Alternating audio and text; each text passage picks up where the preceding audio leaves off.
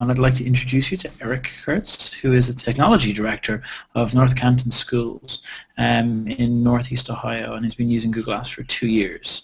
And he's going to give you a bit of an introduction to this session. All right, thanks so much, Ross. This session is called Rolling Out Google Apps for Education. And normally when I give this presentation, it's, in a traditional conference, so I'm up front, and you got hundreds of people out there, and it's just me going blah, blah, blah, blah, blah. And so the actual slideshow that I have is pretty long. We're not going to go through the whole slideshow. We wouldn't be able to. There just wouldn't be enough time to do that.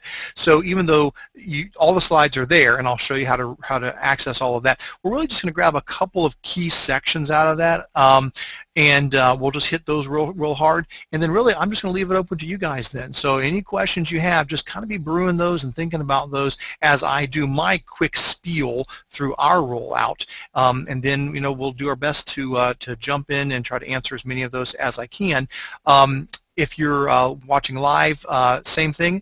Right underneath the live video is a spot where you can throw comments, and so any questions you have whatsoever, please put them in there. Ross will be watching that comment stream and looking for questions there as well. So I think we're in pretty good shape. I'm doing a quick look here, making sure that we're all okay. Yes, it does look like we're in good shape here. So let me go ahead and share my screen here, and we will get rolling.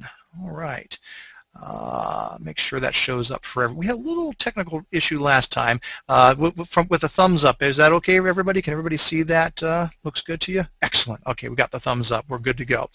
All right. Well, first thing I want to mention is that everything I'm sharing is online available to you. And I went ahead and made a tiny URL link for this. So if you go to tinyurl.com/Curts 16, so C-U-R-T-S, my last name, Curts 16.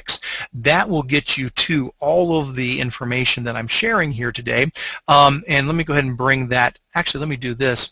Let me post, or I should say copy and paste, into the comment stream. Let me throw a few links in there that will make life easy for everybody. So I'm going to go ahead and grab these. Let me do a quick copy. I'll throw them into the Hangout for the people that are in the Hangout. And then let me come down here and let me post it in the actual stream. So if you're watching this live and you take a look, you will, and if you refresh the page, because they don't unfortunately just show up automatically, if you do a refresh on there, you will see that I've just thrown in 5 links for this session. And the very first one there is that tiny URL link. And where it takes you to, guys, is it takes you to this page here. Okay, so if you type that in and follow that, it takes you out to my Apps User Group site and takes you right into the resources for this presentation. What you're going to find here is a link to the presentation and a whole lot of other stuff. We've got links to documents and videos and guidelines and all kinds of stuff. Hopefully, things that will assist you when you're, looking at your rollout, basically seeing how we did stuff. So most everything I'm talking about here has links in the presentation, and I've broken out some of the links here as well. And then there's a link to some more information about what we've used Google Apps for after getting it rolled out. So just be aware that is available to you there through that link. Now the other links that I just pasted in there are a little bit more about me. Okay, so quick introduction. I am the Tech Director at North Canton City Schools. I've been here for 20 years. We're up in North Canton, Ohio, up in Northeast Ohio.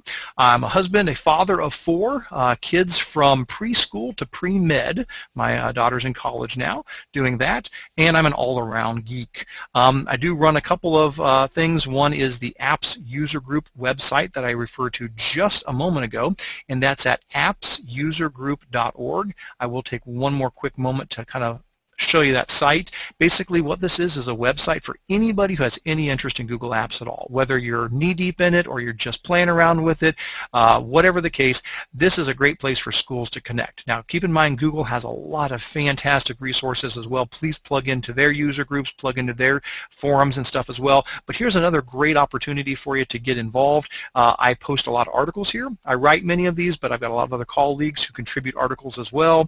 We've got links to schools all over that are using Google Apps so you can find out who in your neighborhood is using it, ideas for use, resources, help guides, videos, and a great discussion forum with hundreds of people who, if you've got a question, somebody's got an answer. They really do a great job of helping out. So go to appsusergroup.org at some point when you get a chance and plug into that site.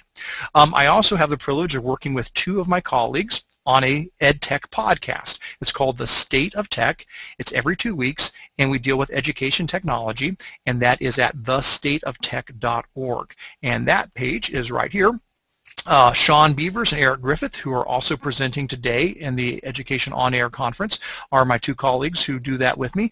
Fantastic guys, and basically we just do a podcast every 2 weeks that dives into something in education technology. We've done Google stuff, flipping the classroom, BYOD, paperless classrooms, tablets, all sorts of stuff like that. So I'd encourage you to take a look at that when you get a chance, and again, that is thestateoftech.org. Great podcast there. And finally, if you've been enjoying this conference today, you'll have another opportunity to plug into a conference like this in June. Through the State of Tech podcast, we're organizing another Hangouts on Air conference, and that can be found at PD for professional development, pd.thestateoftech.org, and that will take you to this site. Not much there right now, but there is a form you can fill out to submit a proposal if you want to present at it. The actual conference is going to be Saturday, June 16th. And it's going to run from noon to 5, and it'll be through Hangouts as well. So look for more information on that, but in the meantime, maybe plug into the site so that you can kind of keep up to date on that. We really, really, really appreciate everything Google has done to set up this conference, especially paving the way for so many other people who can now take this model and build something off of it. So they've done such a fantastic job putting all this together. All right, well, moving on. Normally, I would cover all of these things, but I'm not going to. Like I said, we're just going to hit a couple of them. I will start with a real brief introduction to our school so you know who we are and have a little bit of an idea why we went Google, and that kind of gives you a little bit of a background. So again, we're up in Northeast Ohio. We've got 7 buildings, about 4,800 students. So we're around 400 students per grade level, about 600 employees, and it's a suburban community. Unfortunately, really, really low tech budget. Well, low budgets all around. I mean, I'm sure I'm not saying something unique all over the country. This is probably the case, but especially here, we kind of built our town on the Hoover Company, which made the sweepers and so forth. And when the Hoover Company left, wow, it really took the legs out from underneath our town. And so we've really been struggling with budgets and had very, very, very low funds to work with for many years. And so basically where we found ourselves a couple of years ago was with just really old stuff. And I'm sure we're not alone. A lot of schools could say, amen, I'm right there. I know what you're talking about. We had about 1,400 computers across our district that some of them were up to 10 years old. We just didn't have money to replace them. And we really couldn't buy much software. We were running Office 2000, Office 2002. Not a lot of options for collaboration, no email for students. We were kind of stuck. We just really couldn't do a whole lot because we didn't have the funding to do so. And at that time, I knew we had to do something. We had to make a change, and so we took a look at some options, and we looked at Microsoft's Live at EDU, and we looked at Google Apps. And we did go with Google Apps. Won't get into all the gory details here, but there's a lot of reasons why we chose it over Office 365, which was Live at EDU at that time, Office 365 now. In the end, it basically came down to Google Apps gave us a lot more tools for free, that there is a substantial cost associated with Office 365 if you want to go above the free version. If you actually want to get into tools that are similar to Google Apps, it ends up costing a lot. For our district, it would have been close to $200,000 a year where Google Apps was free. Now, I know I ran through that really, really, really fast. Yes, there are absolutely free options with Live at EDU, but just not the same at all. It's a very, very, very light, watered-down version of the apps. To get the full apps, it does cost money. So for us, it was a no-brainer. Google Apps was free and very powerful. We were really, really happy with it. Now, I'm not going to go into all about what Google Apps is. I'm sure if you're here, you know what Google Apps is. But when I'm presenting this, sometimes I'm talking to folks who've never even really seen it. So, but we know what it is, and we all love Google Apps. So I won't go into all those details, although I can backtrack on any of these if later you decide, hey, please go into more detail with it. But yeah, we love Google Apps. It's free, it's powerful, access anywhere, anytime. compatibility. Don't have to worry about what version you have because we're all on the same version. Great updates. It's modular. Install whatever you want. And the sharing is just so amazing to be able to share. And again, I know I'm just flying through those slides, but we want to get into the meat of what we're really here to talk about, which is how we rolled it out. So that's what I'm really going to chat about, is what was our rollout like. And so as I'm doing so, please take notes in your mind about what you want me to back up on and get into more detail on, because I'll move through this kind of quick. Here's our big overview. Basically, we started about 6 months before we went live, and that worked well. And I'm not saying that that's right, that you have to have 6 months. But it did work very well for us. This was early 2010, and we did all kinds. I'll talk more details about it. But we went to all kinds of meetings and surveys and trips and demonstrations to learn all about Google Apps. In June of 2010, so in the summer, we went ahead and applied, and it takes a couple of weeks to get activated. And July 14th was the day. That's when we went live with Google Apps for our staff. We waited one whole semester until January 11th to go live with our students. And I think that was a really good idea to do that. So let's get into the details now. So going back now all the way to the start of 2010, what did we do when we began this investigation process? Well, first of all, we went and visited a lot of schools, and I would definitely encourage you guys to do that. I mean, you're listening to this now, so you're doing the right thing. You got to immerse yourself. We went to visit schools, we participated in webinars, we got Google Apps books from the library, we read everything online we could find. And then here's a really important key thing to realize. You can use your personal Gmail account to do a whole lot of the same stuff you're going to do with Google Apps. You don't get a special version of Docs when you've got Google Apps. Yes, you've got the ability to share with people within your domain and stuff, but it's still the same docs. So you can learn so much just using personal Gmail accounts that you get into docs, and they let you get into sites, and they let you get into Blogger and get into all of these great tools. And so that's what we did, is we spent a lot of time using our own Gmail accounts to play around with these things. Then we tried to get our staff involved. And so basically any chance at all I had to meet with them. Tech committee, building committees, general staff meetings, I started bringing up Google, talking all about Google Apps with them.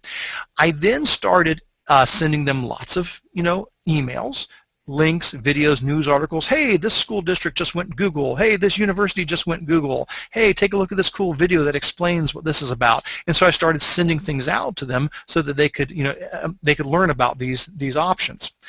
Then I stopped sending out things in Word format. Now, we had not converted to Google Apps. I'm just using my personal Gmail account. I'm just using my own Docs account. But I started writing up newsletters and memos and things as Google Docs, and I would then share those out with the staff. I would just make them, publicly viewable, and then I would, share that link out. And so people, to get my information, started getting exposed to Google Docs. Like, oh, so that's what Google Docs looks like. Oh, so that's, and so I was kind of, easing them into the pool at that point. And then I did create a shared Google Doc, and I shared it with all of the staff, and it became a discussion forum for us. And basically, I said, anything you've got a question on. Let me go ahead and give a click on it here, and it should open up here for us. Basically, I said, okay, here's a bunch of information about Google Apps, and here's why we're considering rolling it out. And then basically, any questions, people would say, well, is it free? And, who else is using it? And so as teachers started posting questions, I started putting answers in. I didn't know all the answers. So sometimes I was going out researching this stuff, trying to find out what the answer was. But this was doing two things at once. First of all, we're having a healthy discussion between our staff and myself about why we may make this transition. But secondly, they're using Google Docs. I've got them actually in there typing and collaborating, going, oh, this is crazy. I can see people typing. And so they start getting excited about the tools. And so that's a great way. Use the tool to help have a discussion about the tool. Okay, so let me switch back over to the presentation. After that, it was time to activate. So, like I said, we signed up for Google Apps. We did stick with our own domain. We didn't want to give everybody a new email address, so we stayed with northcantonschools.org. And we put our staff and students on the same domain. At first, we thought we weren't going to. We thought we would put students on one, staff on another, but right around that time, 2 years ago, Google rolled out the multiple organization option. They didn't used to have that, and now they do. So in one domain, you can have students, you can have staff, and you can put different permissions on each and say, hey, students can't get to Google Sites if you want, or we don't want our students in elementary to have Gmail. No problem. Put them in an elementary organization and turn off Gmail for them. And so that was great. We didn't have to have two separate domains, which is really nice because then it's easy for you to share. Way, way, way easier if everybody's on the same domain to share things between staff and students. Initially, we did a CSV upload, so that's comma-separated values, basically just a text file with all of our staff's first name, last name, email address, kind of stuff. It was a one-time sort of thing. I mean, you don't want to do CSV uploads all the time if you've got a lot of people, but it got them in there. So we got everybody loaded, all our staff loaded into the system. And initially, we let the email pass through. And this is a good thing to know. You don't have to do a total switch right away. And so we let the email pass through Google Apps to our Exchange server. Well, communication has to keep going. You can't stop communication. If people can't get their email, that's a problem. And so we turn Google Apps on, but let the email keep going through to Exchange. We then let the staff know, here's your account information on July 14th. Here's how you can get into Google Apps. Go ahead and start playing around with it. All right. Then we told them, okay, guys, we're going to flip the switch on Gmail August 14th. So we gave them 1 month from that July 14th date. And we said, in the next month, you need to do a few things. And so we basically sent them out a help guide. I created a help guide and sent it out and said, here's how Gmail works. Here's how Google Calendar works. And we're going to be doing a switch to this, and so we want you to be comfortable with it. So we took some time to send them some help guide information. When it was time for the switch, we used Google server-side Exchange migration tool, moved over all 600 mailboxes in about 6 hours. Now, there were a couple pesky ones that didn't move over well, some very large inboxes, and we used the client-side Exchange migration tool for those. Got everybody moved over, flipped the switch. At that point, training had to start happening really fast because we were now knee-deep in this. So it's mid-August. School starts back up in late August. So we've got a couple of weeks. Basically, I went to town creating help guides and FAQs, and I made videos, and all of those are out on our website. You can see all of the stuff we've put out there. And what I did was I ran some PD classes in mid-August for anybody who wanted to come in, and we really focused on Gmail and Calendar because you've got to communicate. You can't have communication breakdown. And so we did that, but then we did a required PD session on the workday before school started. All the staff went through this session. We ran, I think, 16 sessions. We did 4 at a time, back-to-back 4 times. So we ran 16 sessions to get every single person in our district through and give them an overview of all about Google Apps and how it works. And that was really good to help for a smooth launch. We then had a Google form to survey them about what they wanted to learn about, and then followed that up with after-school PD classes on all kinds of things. And so we just tried to hit all the different parts of Google Apps. And, of course, did a lot of department level and grade level meetings. So that was all about the training, and we've continued that to this day. I still now do even basic classes. I do all kinds of classes, and we've got a lot of folks in our district who are doing so as well. We then switched over to the topic of automation. We got too many people. We got 600 staff. We got 4,800 students. We're not going to be uploading CSVs for that. So you got to think, how will you keep your users in sync? And there are several ways for doing it. Yes, you can do the CSV upload. That does work. And if you're a really small district, it might be fine. Most people use Google's Active Directory sync tool. And that seems to work really well. I would say the biggest majority of people are syncing Google Apps with Active Directory. We did not go that way. We actually went one step past that. Google, through their APIs, allow you to interact directly with the system if you can write your own little scripts to interact with them. Well, I'm not a programmer in Python, but I'm very fortunate to have a very talented network administrator who is, and that's what he's great at doing. And so he wrote some Python scripts that do the sync between our database and Google Apps. And so it takes a look at our Active Directory, it looks at our gradebook program, it looks at our student information system, it looks at our MySQL database, and he takes that stuff and then syncs it up. Now, we have made all of these scripts freely available on the Apps User Group site. So everything he wrote, we share everything, videos, help guides, whatever. His scripts as well are posted on the Apps User Group site if somebody knows Python and wants to use those. They are certainly out there. So that's what we started doing for automation. Now, student implementation. We did not start with them because there's a lot to consider there. I mean, what are they allowed to do? What can they do? What can't they do? So we spent time working with a lot of people, and we had lots of meetings. Staff were involved, parents, students, we had community members, we had administration, we talked to other schools to try to figure out what we should do for our students. We used Google Forms to collect feedback on all these options. And so what we decided to do was just give them Gmail, Calendar, and Docs to start with. We have since expanded it. They have access to more things now, but Gmail, Calendar, and Docs. We decided that students would only send mail inside our domain. So the students would not be emailing out of the domain or receiving from out of the domain. And again, start out kind of, tight and then loosen the restrictions as time goes on, but that's where we began. We decided that the high school and middle school students could email the staff and they could email other students. But there was a concern with the elementary and the staff did not feel comfortable with that, so our elementary students can only send email to the staff, not to each other. Now, we used Postini at that time to set these rules up. Postini is no longer part of Google Apps. They have integrated it into Google Apps. It's not a separate service, and it's not called Postini anymore. It's just called Google Apps Email Security. And I'm more than happy to talk about what that looks like, show you those rules. But basically, we use that to say who can send email to whom, and also to scan for like bad words and things like that, so that we can, bounce messages that have inappropriate things in there. All right.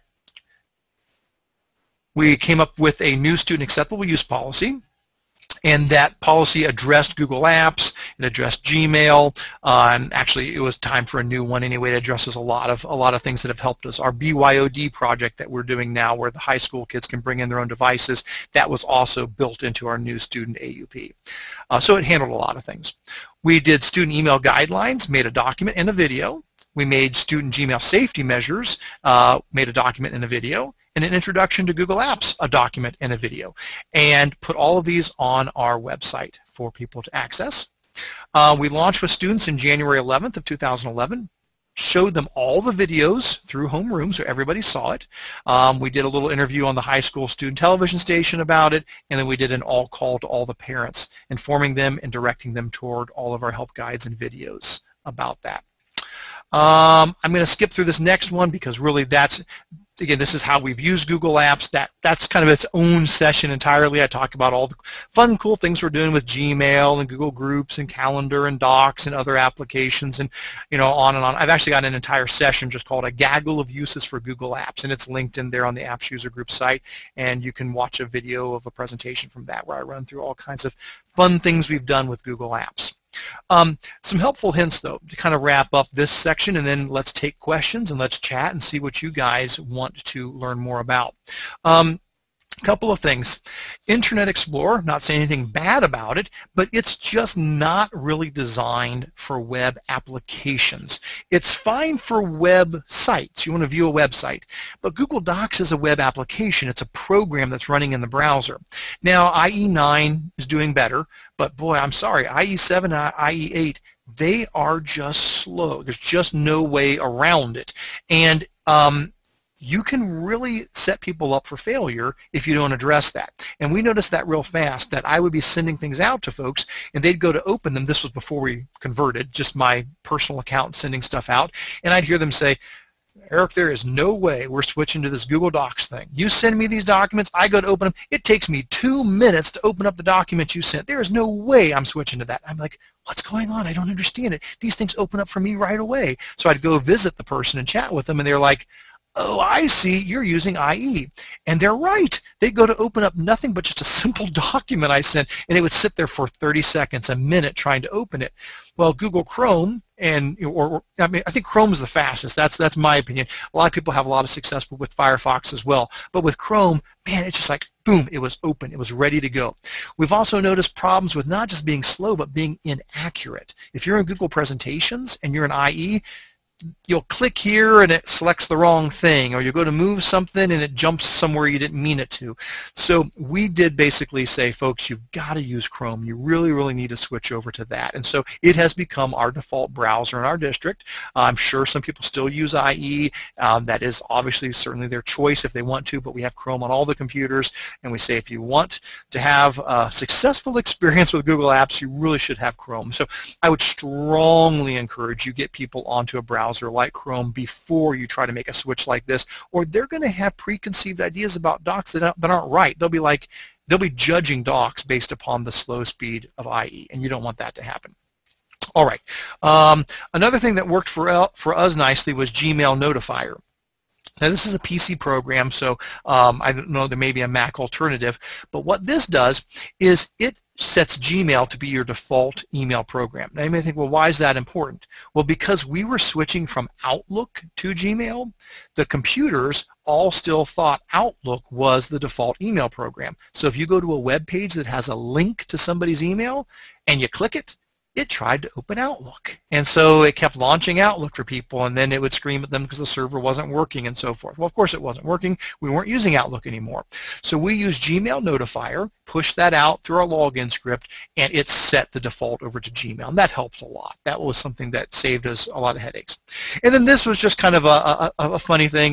We don't do this anymore, but to ease the transition, we actually pushed out desktop icons to each of them. So there was a Gmail icon and a calendar icon and a Docs icon. Even though they're not installed programs, they're nothing but a link to the website, it made people feel better to have where there used to be an Outlook icon, there now is a Gmail icon, you know, and instead of Office, there was a Docs icon.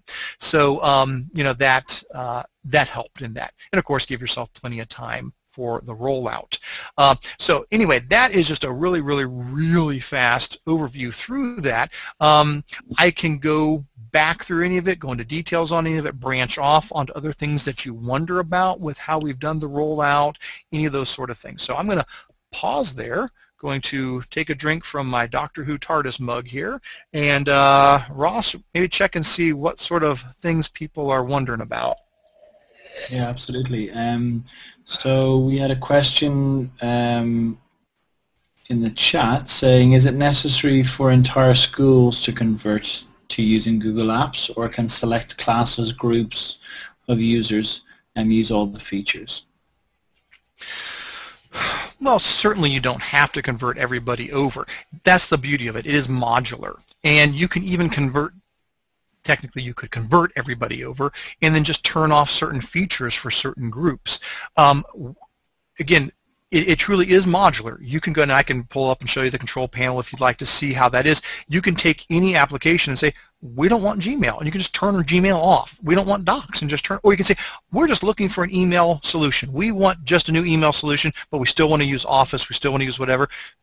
Just turn on Gmail, and that's it. It's really up to you to turn on or off whatever you want. Where things get sticky is with email. That really is where the sticky area is there. That if you're going to do half and half, if you're going to say some people are on Gmail and some people are still on Exchange, that can get difficult. It's not impossible, but the big problem comes if you try to use the same email domain. If you're saying, okay, we're going to stay everybodynorthcantonschools.org, even though you're using Outlook and you're using Gmail. Yes, there are ways around it. Yes, there are options there. But it can also create problems where you can send a message and it sort of gets caught in a loop, doesn't know exactly where to go, depending upon how your routing is set up.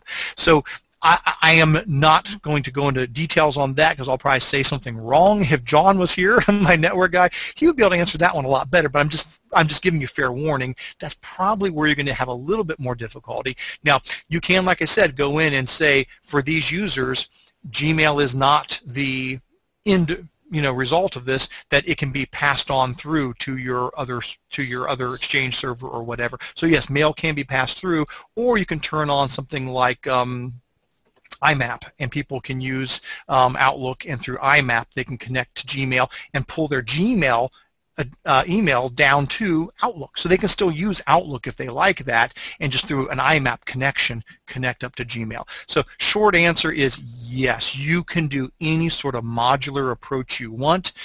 My opinion is your end result should be get everybody over to it. And if it needs to be that you do it in steps, that's certainly fine. But I think in the end, it's great just to get everybody over to it so that you can take advantage of all of those options that are in there. So I'll ask one more here from the comments, and then maybe if anybody in the Hangout has a question as well. Sherry asks, and now that it's been implemented, how many classroom teachers are using Google Docs actively with their students, or are staff just using email? Good question. I'm getting a little bit of a delay here, so if I lose my video or something, let me know. I just got a little warning on the screen there. Well, as far as the usage goes, I'm pleased, but it takes time, and that's okay. I mean, my philosophy has been this. I don't want to make people mad. Because if I make them mad, even though if I believe Google Docs is great, because now trust me, I use Google Docs. I mean, it's the old phrase, eat your own dog food. You know, if I'm going to say you got to do this, I'm going to do this. And so for 2 years, pretty much seriously, I don't use Office. I have nothing against Office. It's a phenomenal suite of tools. But if I'm going to tell people we're using Google Docs, I'm going to use Google Docs. Now, guys, I do ridiculous things with technology. That's all I do. That's my job. That's my career. And I exist 99% inside of Google Docs. Where I leave it would be like for mail merge. I really don't have an easy way to do mail merge in Google Docs, so I'll jump over to Office to take care of that. But I live in there, and so I know it's capable of what it's capable of doing. Even though I know that's the right thing, I don't want to make people mad and push them into that. So when we rolled out Google Apps, we did not take away Microsoft Office. They still have Microsoft Office installed on their computers and available to them. Because I would much rather have people say, wow, look at these cool things I can do with Google Docs, than say, rats, look at the things I can't do anymore. I want the focus to be on the positive. And so we look at the collaboration, and we look at Google Forms, and we look at things that we can't do with Microsoft Office, and we focus on those positives, and that helps bring people over to that. And so I have not, and we're not going to take Office off of the computers. Now, we're not upgrading Office. It's still Office 2002, and so it's still very, very old, but here's what we have done. The shift that we did start to make was with our students, not with our staff. We looked last year, at the end of last year, at the students, and we said, okay, do we have any grade levels that really don't need Office anymore? And so we did a lot of surveys, we talked to the teachers, and we concluded that from kindergarten through 8th grade, it was fair and reasonable to say everything they were doing, pretty much everything they had to achieve, it could be done in Docs. We really didn't need Office anymore for those students. And so over the summer when we did our reimaging, we did pull Office off of the student computers. And so what that's done is it's taken now, you know, all these grade levels of students, and this is all they're learning now. They are functioning entirely inside of Google Docs. Because we didn't take Office away from the teachers, that's good. The secretaries, that's good. They can still do stuff in Office if they need to. But now assignments are getting done in Docs by the students and getting turned into the students, into the teachers. So again, that's another way to help encourage the teachers and pull them into this. And it's brought up great conversations because we took Docs away from the kids. I get teachers saying, all right, Eric, you took Office away from the kids. Then tell me, how will we do this project? And I'm like, great, well, let's chat about it. And so, you know, that's how the Book Talk project went from a PowerPoint to a Google Presentations. And that's how there's a project we have coming up here where the teacher used to have the students make like fake Facebook pages because they didn't want them actually on Facebook, where they would be an explorer, a famous explorer, and they would make a Facebook page like they were that explorer. Well, they were using Google Doc, or excuse me, they were using Office for that. They were using Word, and they were using like a template in Word and making it look like a Facebook page.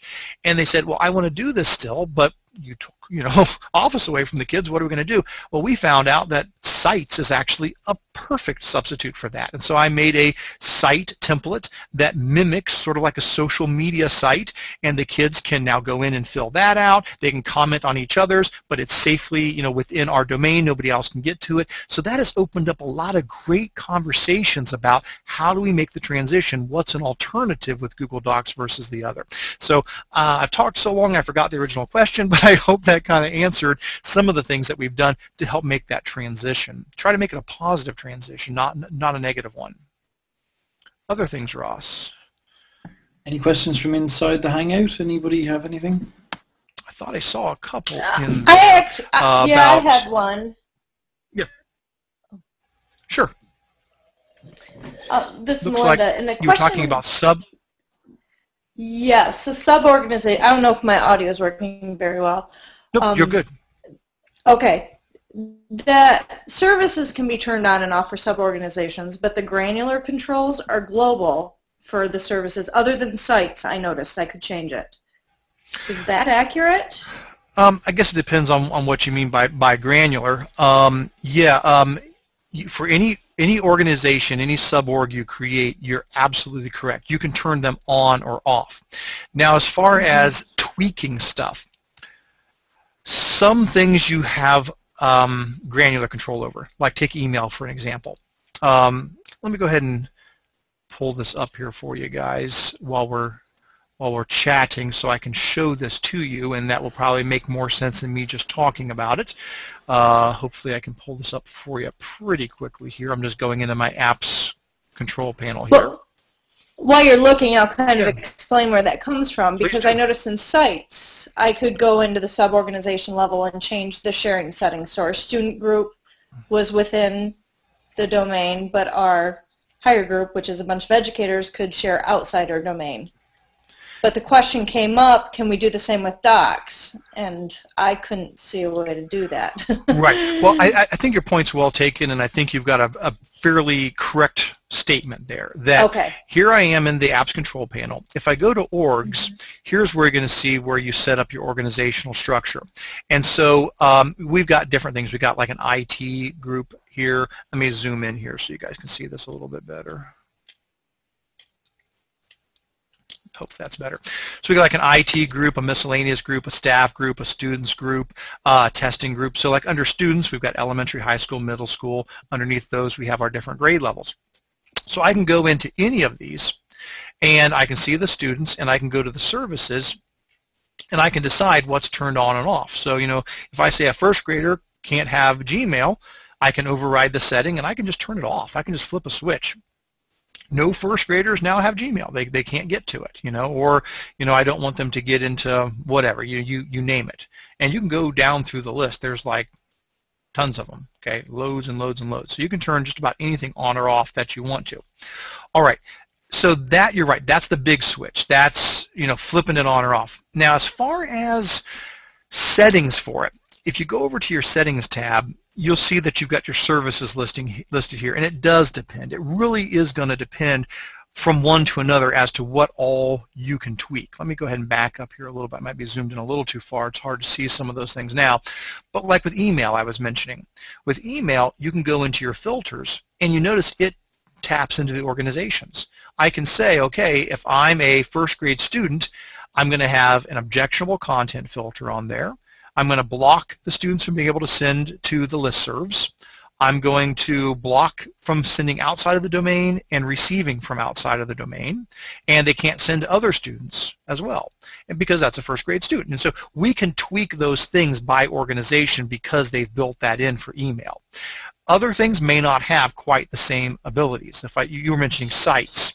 So if I go to sites, yeah, org settings. What kind of things can I do? By org, I can say they can or cannot create sites.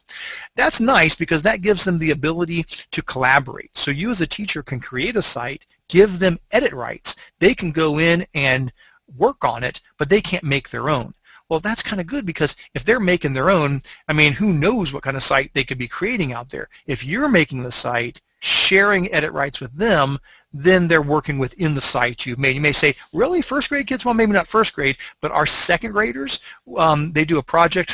We have a teacher at one of our elementaries who's just so excited about this. They do second grade portfolios, and they do them through Google Sites, and the kids type up little entries each day about what they learned in science, and they take samples of their writing and they copy and paste them in and stuff like that. And so, yes, we actually have second graders in Google Sites doing portfolio stuff. So it is going to depend. It will be based upon some services you mentioned, like Drive and Docs.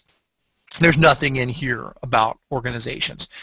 Might they add that someday? That'd be great. That'd be really cool if it gets added. But you're right. The granularity does not go that far down with something like Docs. It'll be on or off for them. All right. Other things. So we have one or two in the chat. Let me see. Our school is going one-to-one. We have our own domain, but our admin is not requiring the use of Gmail or apps. Do you think this is causing a problem as we're still using Outlook? So what I'm understanding from that is that it's Gmail, so they're going to turn on everything else possibly and not Gmail? Would you think that's the question? I'm not sure. I may need to do a refresh here so I can see the comments as well. I want to make sure I'm catching these. It's from Shannon. Okay, let me take a quick look down through here. Yeah, Shannon's got a couple of them in there. Let me take a quick look and see what she's asking. I see one. She says, do you use Gmail to communicate with students, or do you still have parents provide their own email as well as snail mail? I can answer that one real quick as we take a look at the other ones as well. Shannon's got a lot of great questions there. We do use Gmail to communicate with our students and with our parents. Now, we've gone kind of a unique way with that. What we've done, obviously all the kids have Gmail accounts, so that's no problem. What we've done is we've set up mailing lists, basically Google Groups, and we've broken it down by like building and grade level and whatever. So anything that starts off with STU for students, STU-08 at northcantonschools.org. That's all the 8th graders at northcantonschools.org. STU-MS, all the middle school students. But we break it down to even teacher, like STU-SmithJ would be all of J. Smith's students. STU-SmithJ-02 would be J. Smith's second period students. And so we can communicate with the kids in all of these different groupings by creating Google Groups that have those students in there. Now, we do the same thing for the parents in a sense. We do not give the parents Gmail accounts, but we still use Gmail. Here's what we do.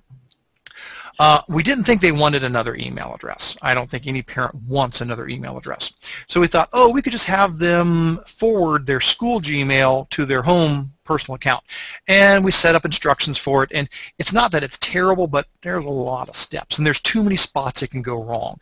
So instead, what we did was we made a Google form, and we said, if you want to hear from us by email, give us your email address. Tell us your student's ID number. Tell us your email address you want. And then we took all of those and we put those into Google Groups. And so you can put external email addresses. They don't have to be domain addresses. You can take external email addresses and put them in your Google Groups. And so we set up listservs for the parents. It's pair dash, so parents, dash. So pair dash HS, all the high school parents. And so we do use that to communicate out with our students and with our parents, and that's worked really well. So that has been a good option for us. Not everybody gives us their email address, but the majority do, and that has really helped. Let me see. Shannon also asked, are we using Google for any type of grading, or using a different LMS or a gradebook for your district? Our gradebook is Pinnacle from Global Scholar. But as far as where do we use Google to kind of tie into grading, we are having more and more teachers use Google Forms to create formative assessments. Maybe not an end of chapter test, but a formative assessment to kind of gauge how students are doing along the way, and then using Flubaroo, the plug-in script, to grade that quiz. Email the kids how they did and have that information for the teacher as well. So we're seeing that sort of use with Google Apps as far as grading goes.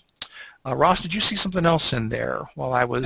Yeah, there's a couple in here, but you've also got one or two in the chat in the Hangout itself. All right. I'll read you out one while you have a quick look at that. So one of the other ones in here was, what were you using before Google? I mean, all around, basically. I mean, it was Office for our productivity tools. So it was Office 2000 and Office 2002, and then Outlook for our email client with an Exchange server. Now that was a pretty standard, pretty normal setup for our school district. Yeah. I do have a question as well. Please. Go ahead. I'm wondering about what you did to share the structure of your collections and files. Like, how did you decide how the naming conventions would go for the collections and files with staff and students? If you're talking about sharing documents between them? Yeah, documents, collections. Did you have a standard convention, and how did you share Correct. that with your staff, and then Sure. how did they share it with students? Absolutely. I'll answer that, but I'll also refer you, if you get a chance, check out the link for the earlier session I did on the paperless classroom. It has all of that documentation in there. That was, I think, my first one today, back at 1 o'clock Eastern. It seems like a long time ago at this point, but we don't require anything. Instead, what we do is we suggest 4 things in the names of stuff. We suggest that they have the year, that they have the period, they have the name of the creator of the document, and then you have the name of the document or the folder. So something like 2011-07 for 7th period, dash, John Doe for the kid's name, dash term paper, something like that. The reason being, whether the student looks at it or the teacher looks at it, it makes sense. And everybody knows what year it is, what period it is, who it was, what it is. And so that's the naming convention we suggest, and that's what we put in the handouts we gave to the kids, the little videos we made introducing Google Docs. That's what we put in the little videos. And so, but we say in there, you and your teacher may agree upon something else. Whatever works for the teacher in the end is what's important. We just gave them a suggestion and then distributed that through the videos and the handouts and the training sessions that we do. Okay, it looks like Shannon did add a little more to that. She said, our administration does not require us to use Gmail or any apps, but we have it available to us. As a result, some people use Google Apps, including Gmail, but many still use Outlook, Word, etc. Is this a mistake? I think our admin is scared to get rid of Outlook and Office. My opinion is I think you need to jump in. I really do. I think there's something to be said for a pilot. There's something to be said for small-scale experimentation. But that can only go on so long. If you don't say, we are convinced this is the thing to do, you will have people who will never move. They will use what they use because they're comfortable with it. And that's understandable. I don't fault somebody for that. You've got a job to do. You've got kids to teach. You've got papers to grade. The last thing you want to do is intentionally make yourself learn something new when you've got all these other things to take care of. I get that. I totally do. But as a district, if the administration says, we believe in this, we've played with it, we've tested it, we've looked into it, we know this is the right thing, then I think you really need to go all the way. And so when we made the switch, we just made the switch. We said, we're not going to just, tell you tomorrow. We're going to give you plenty of time. We're going to give you helpful resources. We're going to tell you a month ahead of time that email is switching. We're going to have all these PD classes. But when we're switching, and that's it. And we're going over. And I do think, take your time, do some pilots, do some experimentation. But yes, there will come a point that if you don't go all the way in, you will probably not move forward a whole lot more other than those people that are excited that run with it. But even then, they'll never get the full ability out of it. Because if everybody's not using it, so you share a document and, they're not using Google Docs, that may not work very well for them. So, and we are getting close to the end here on time. I do see we're about 10 minutes from the hour. So we do definitely want to start pulling it together, but don't want to miss any last questions people have. So I'll see. Ross, Dan has one in the Hangout there, so he asked that little. Dan has one in the Hangout there. He's been asking Okay, we currently use Google Apps for our teacher administrative staff and are looking to expand to students, teacher aides, volunteer help. As an administrator of the Google Apps domain, what are some best practices for creating sub-organizations for teachers, students, school help, etc.? Do you add all services at their root or add all the services you choose to issue at each sub-org level? I would do very much like I showed you in the screenshot there. Try to start general and then build your tree down from there. And so like we did, a students org, and under that we did elementary, middle school, high school. Under that we did first grade, second grade, third grade, stuff like that. We did a staff org. We did an IT org for our information tech folks, for our tech support. And then basically what you do is you at least what we did was we started off by setting at the top, pretty much opening everything up. Pretty much just said, okay, it's all open. Everything is available. Then all you have to do is go down one level, because everything inherits. Go down one level to students and then just turn off the stuff you don't want all the students to have. Well, so you turn off, Blogger or something. Then you go down one more level and say, okay, high school's fine, but now the elementary, we want Blogger off, which is good, but we also want sites off for them. So you turn sites off. So that seems to have worked best for us, is start off with no restrictions at the most general level, and then add the restrictions as you go, knowing that they then cascade down and the lower sub-orgs inherit those changes that you're making there. You can change it later, though. Don't get scared and think, oh my goodness, once I make these, that's it.